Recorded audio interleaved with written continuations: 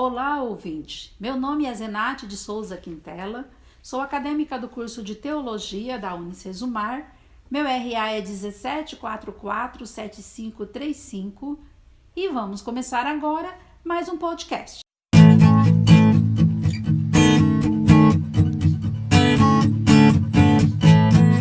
O tema de hoje é como cumprir o ID nas redes sociais digitais. E para termos esse bate-papo, nossa convidada é a Geisa Barbosa, que é acadêmica do curso de Comunicação e Multimeios da Universidade Estadual de Maringá e é também voluntária do Ministério de Comunicação da Igreja do Evangelho Quadrangular Vida Nova, aqui de Maringá. E para começar, então, Geisa, como você tem percebido a evolução dos meios de comunicação e a postura da igreja frente a essa evolução? Bom, Zenate, se a gente for pensar todo num contexto histórico e a gente pensar que a escrita ela já é a primeira tecnologia de comunicação, né?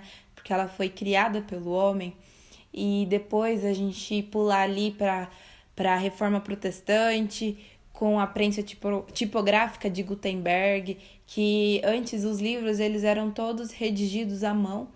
E na Reforma Protestante a gente teve ali a possibilidade de se reproduzir os livros, imprimir os livros em massa, né?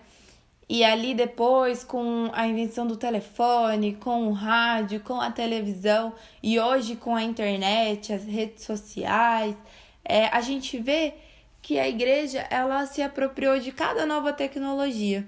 Ela usufrui de cada nova tecnologia. É claro, se a gente parar para pensar, tem algumas denominações que têm um certo bloqueio a princípio, a priori, né, com essas novas tecnologias, mas hoje elas já vão perdendo todo esse bloqueio, né? E a gente consegue ver no rádio, na televisão e na internet a igreja presente nesses meios. Por quê? Porque a gente consegue ver essas tecnologias como um grande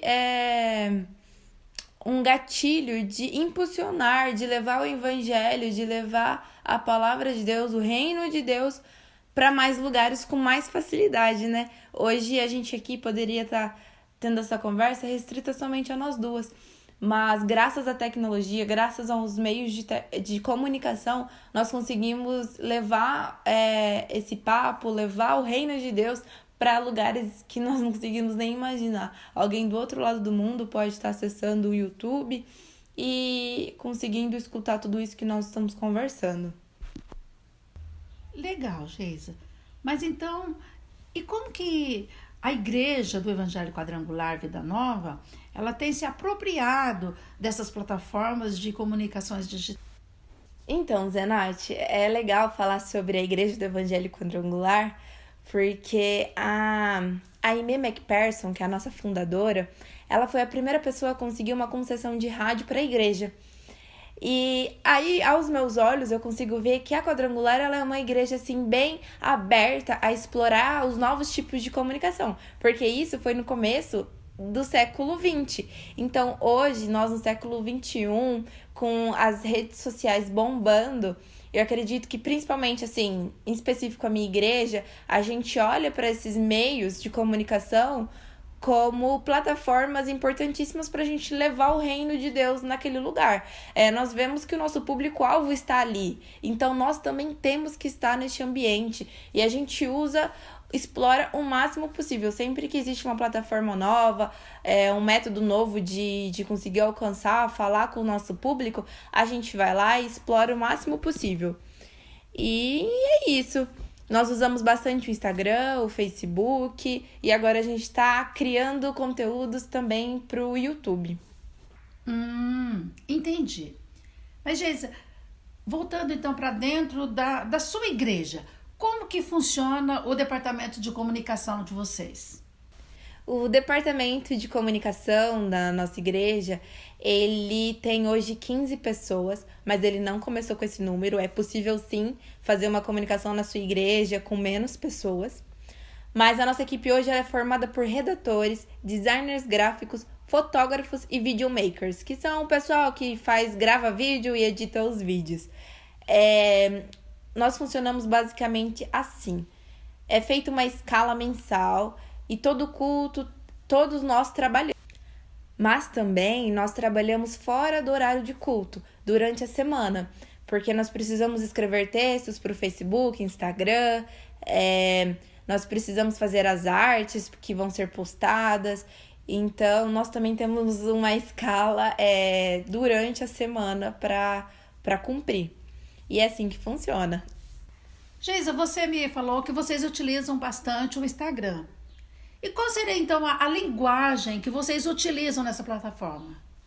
Sobre a questão da linguagem, eu acredito que cada plataforma, ou seja, o Facebook, ou o Instagram, ou o YouTube, ela tem uma linguagem adequada.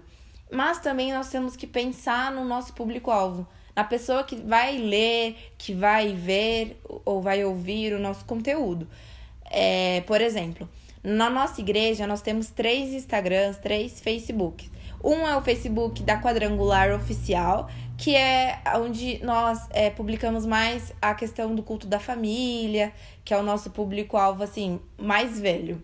Nós também temos as páginas do Young Sessions, que são as sessões voltadas para o público jovem, que basicamente é o pessoal entre 17 a 35 anos.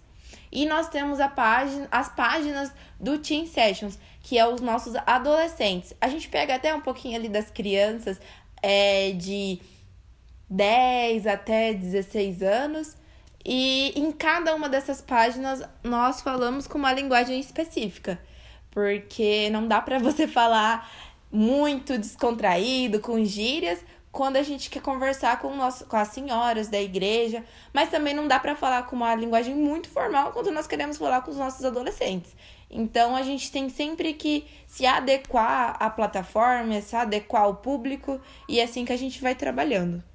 E caminhando, então, para as considerações finais, quais os desafios que a igreja ainda enfrenta para se comunicar nestes ambientes das redes sociais digitais? Mas então, Zenate, eu acredito que não só a igreja, as pessoas, elas têm se atentado para a importância da comunicação agora.